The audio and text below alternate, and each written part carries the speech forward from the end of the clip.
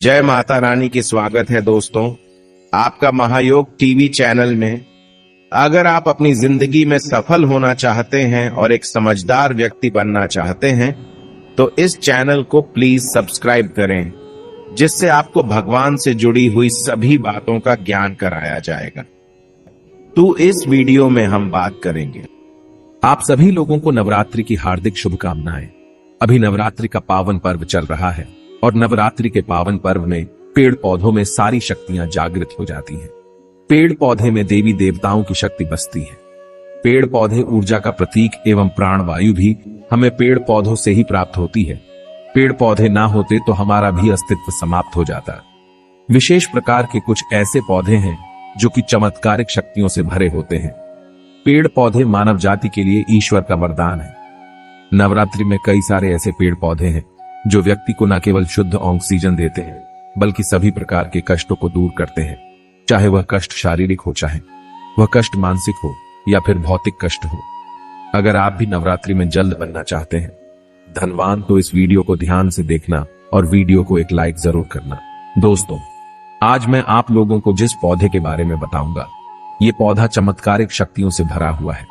ये पौधा आपको खूब तरक्की दिलाएगा। ये पौधा आपके जन्म जन्मांतर की गरीबी है, कष्ट है, इसे दूर कर देगा और इस पौधे को साक्षात मां दुर्गा कहा जाता है। आइए मैं आप लोगों को कुछ पौधों के बारे में बताऊंगा जिस पौधे की कुछ चमत्कारिक शक्तियों का प्रयोग करके, इस पौधे से कुछ टोने टोटके करके आप अपने गरीबी को मिटा सकते हैं। जन्मों की जो समस्या चल रही है उसे दूर कर सकते हैं। इस जानकारी से कई लोगों का भला हो चुका है। कई लोग निर्धन थे, निर्धन से धनवान बने एवं कई लोग बिल्कुल ही खाट पे पड़े जो व्यक्ति थे बीमारी से ठीक होकर के चलने फिरने लायक बने। और मैं जो बात बताऊंगा ना, ये हवाई बात नहीं बता रहा हूं, मैं जो जानकारी देना, अगर आज की वीडियो मिस कर दी तो फिर सारी जिंदगी पछताना पड़ेगा, सारी जिंदगी गरीब के गरीब रह जाओगे। ये छोटी सी जानकारी आपके बंद किस्मत के ताले खोल देगी, आपको धनवान बना देगी।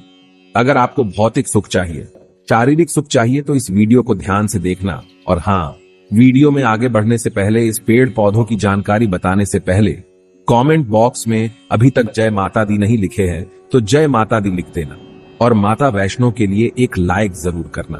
तो चलिए इस वीडियो में मैं आप लोगों को कुछ माता रानी को चढ़ाए जाने वाले भोग के बारे में बता देता हूँ। फिर मैं आप लोगों को इस पेड़ पौधे के बारे में बताऊंगा। तो आइए इस वीडियो में जानते हैं माता रानी को 9 दिनों में कौन कौन सा भोग लगाने से क्या फल की प्राप्ति होती है। अगर वीडियो स्किप करके जाते हैं तो इसमें आपको ही नुकसान होने वाला है। कोई भी जानकारी व्यर्थ नहीं जाती, अभी नहीं तो बाद में चल करके काम आती है। जानकारी हमेशा फायदेमंद ही साबित होती है, यूजफुल साबित होती है। धर्मशास्त्र कहते हैं कि गाय का घी अगर माता नौ दुर्गा को भोग के स्वरूप लगाया जाए तो इससे आरोग्य की प्राप्ति होती है। लंबे समय से जो लोग बीमार पड़े हैं ऐसे व्यक्ति ठीक हो जाते हैं। दोस्तों, शक्कर का भोग लगाने से चिर आयु का वरदान मिलता है, अर्थात अगर आप लंबे समय तक जीना चाहते हैं स्वस्थ रह करके तो माता रानी को नवरात्रि के समय में शक्कर का भोग जरूर लगाना। माता रानी को दूध का भोग लगाने से ऐश्वर्य की प्राप्ति होती है, ऐश्वर्य में वृद्धि होती है।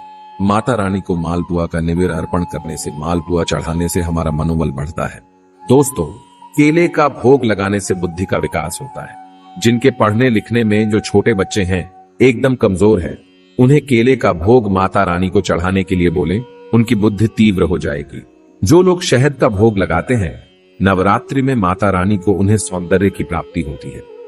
माता रानी को नवरात्रि में गुड़ से निर्मित कुछ भी पदार्थ हो या फिर गुड़ का भोग लगाते हैं तो शोक से मुक्ति मिलती है।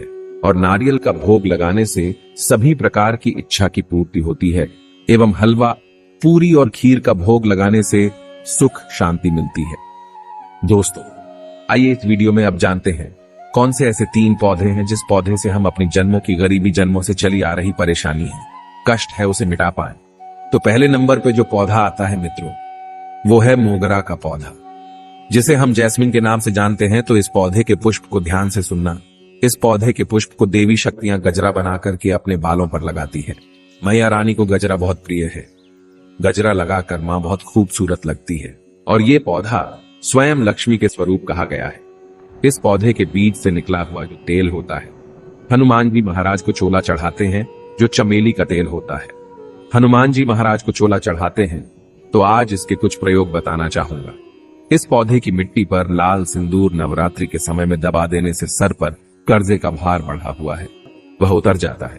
दोस्तों, इस पौधे के पुष्प का गजरा बनाकर के नवरात्रि के किसी भी दिन रात्रि काल 10 बजे के बाद माता दुर्गा को भेंट कर देने से माता बहुत प्रसन्न होती है एवं सभी प्रकार के सुखों को प्रदान करती है। चलिए अब मैं आप लोगों को दूसरे पौधे के बारे में बताना चाहूंगा। जो दूसरा पौधा है वह है सफेद कनेर जी। हाँ, जो सफेद कनेर है ये माँ दुर्गा को बहुत जल्दी प्रसन्न करने का सबसे अच्छा सरल उपाय है।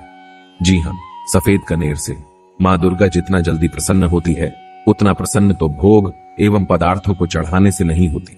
इसका एक पुष्प अगर नवरात्रि के समय में माँ दुर्गा को चढ़ा देते हैं तो 1000 यज्ञों के बराबर फल की प्राप्ति होती है।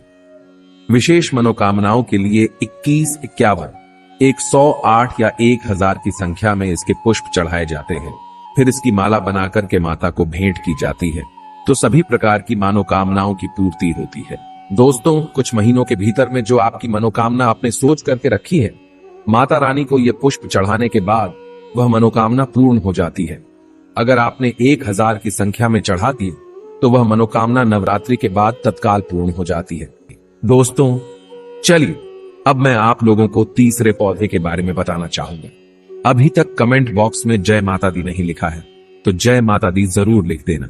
जब आप हमारे कमेंट बॉक्स में जय माता दी लिखते हैं तो हमारा मनोबल भी बढ़ता है और आप लोगों को इस प्रकार अच्छी अच्छी जानकारी बताते हैं और पूर्ण एकदम हर्ष के साथ, पूर्ण ऊर्जा के साथ, पूर्ण ज्ञान के साथ, पूर्ण निष्ठा एवं भक्ति के साथ आप सभी दर्शकों को इस प्रकार अच्छी अच्छी जानकारी बताते हैं। तीसरा जो पौधा है वह है गुड़हल। ध्यान से सुनना। एक गुड़हल का फूल नवरात्रि में मां दुर्गा को चढ़ाने से एक गोदान के बराबर फल प्राप्त होता है एवं सहस्त्र यज्ञों का पुण्य मिलता है। इस पौधे को मां जगदम्बा का आशीर्वाद प्राप्त है। ध्यान से सुनना। अगर इसके पुष्प को सच्चे मन से 2 जोड़े लौंग के साथ नवरात्रि के किसी भी दिन मां दुर्गा को चढ़ा देते हैं तो मां दुर्गा प्रसन्न होकर के सहस्त्र वर्षों की निरोग आयु प्रदान करती है।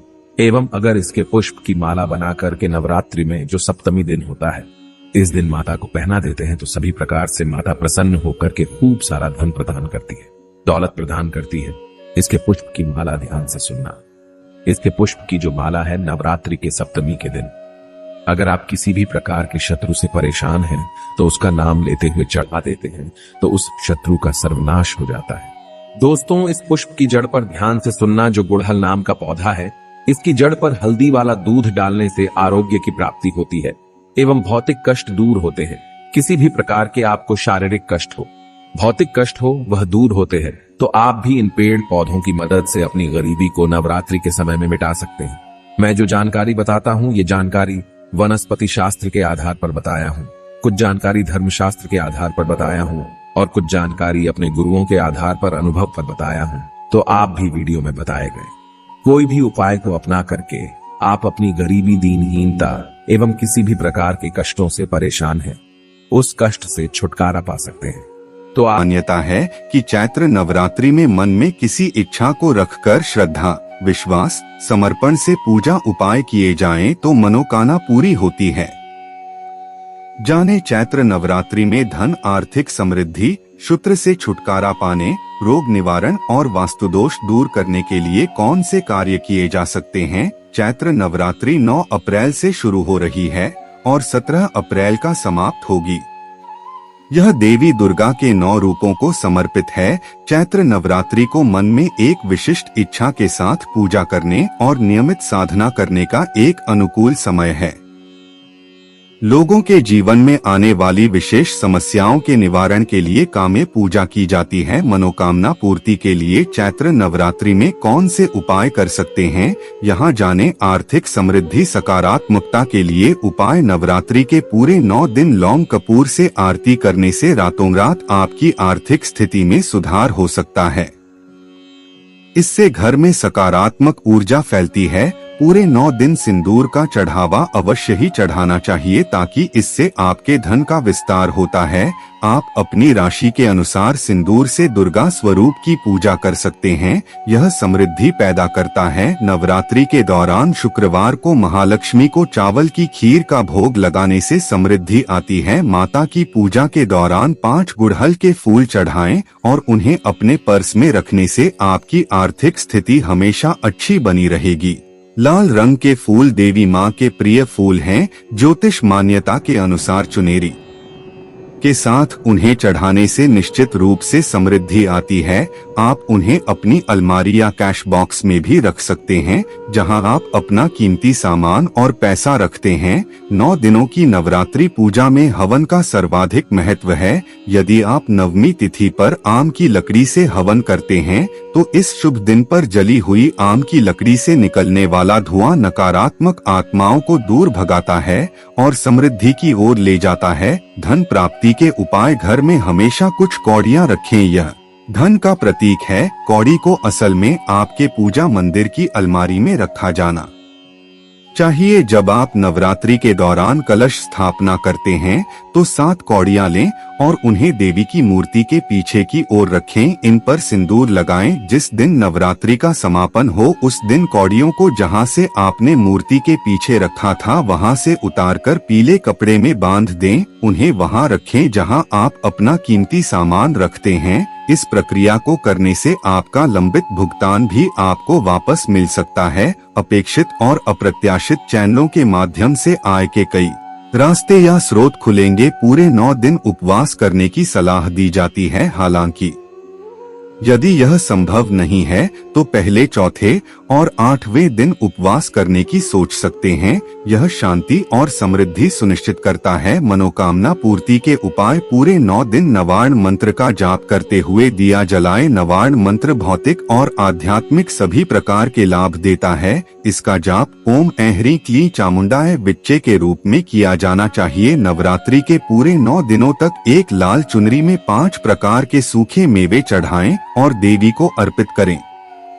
इस प्रसाद को आप बाद में भी ग्रहण कर सकते हैं। इससे आपकी लंबे समय से चली आ रही मनोकामना पूरी होगी। घट स्थापना के दिन कलश को ईशान कोण में ही स्थापित करना चाहिए। इससे घर में समृद्धि बढ़ती है। शत्रु रोग का नाश करने के उपाय: नवरात्रि में देवी के लिए अखंड दिया नैऋत्य कोण में जलाएं। वास्तु दोष स्वतः ही दूर हो जाता है। परिवार के सदस्यों के रोग दूर हो जाते हैं। शत्रुओं का नाश हो जाता है और सुख समृद्धि की प्राप्ति होती है। वास्तु दोष दूर करने के उपाय: नवरात्रि समापन के बाद घर में कन्या पूजन करें। कन्याओं को श्रद्धा पूर्वक भोजन कराएं और अपने बजट में उन्हें दक्षिणा दें। इससे वे सभी वास्तु दोष दूर हो जाते हैं जो आपकी समृद्धि और शांति में बाधा बन रहे हैं। पूरे 9 दिनों की अवधि में घर के मुख्य द्वार से पूजा कक्ष की ओर लक्ष्मी के चरणों के चिन्ह खींचे। इससे धन कई गुना बढ़ जाता है। लंबे समय तक घर में सुख समृद्धि के लिए ये उपाय आजमा सकते हैं। देवी दुर्गा सदा दयालु हैं, जो आपकी शक्ति बढ़ाती हैं। ये सारे उपाय विश्वास और समर्पण के साथ करने की सलाह दी जाती है। चलिए अब जान लेते हैं पेड़ से जुड़े धार्मिक उपाय, जिसे हम और एक अपनी मनोकामना को अवश्य पूर्ण कर सकते हैं। इसलिए आप इस वीडियो को पूरा ही देखें। और दोस्तों, अभी तक आपने महायोग टीवी चैनल को सब्सक्राइब ना किया हो तो जरूर कर ले। चलिए जान लेते हैं। नीम के पेड़ में देवी दुर्गा का वास होता है, इसलिए नीम के पेड़ को शुद्ध और गुणकारी पेड़ माना जाता है। नीम का पेड़ धरती पर किसी वरदान से कम नहीं है। आइए जानें इसकी अन्य खूबियां। ज्योतिष शास्त्र में नीम का संबंध शनि और केतु से जोड़ा गया है, इसलिए दोनों ग्रहों की शांति के लिए अपने घर में नीम का पेड़ लगाना शुभ माना जाता है।